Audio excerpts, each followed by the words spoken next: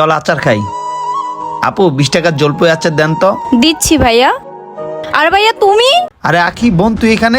ভাইয়া কেমন আছো তুমি? হ্যাঁ আমি তো আলহামদুলিল্লাহ ভালো আছি, কিন্তু তোর এই অবস্থা কেন? কি ব্যাপার নন ভাই, রাস্তার মেয়েটাকে কেন বোন বলতেছে? ভাইয়া দেখতে তো পারছো আমার কি অবস্থা, তোমার কত বছর পরে দেখলাম। ঠিক আছে, কিন্তু তোর এই অবস্থা কেন? তুই কেন রাস্তাঘাটে আচার বিক্রি করতেছস?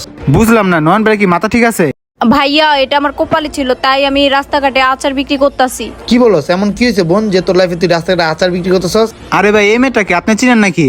আরে হ্যাঁ রে ভাই, ও আমার খালাতো বোন হয়। দেখছো যখন রাস্তাঘাটে সে আচার বিক্রি করে খাচ্ছে। ভাইয়ের সাথে এই ছেলেটা আবার কে?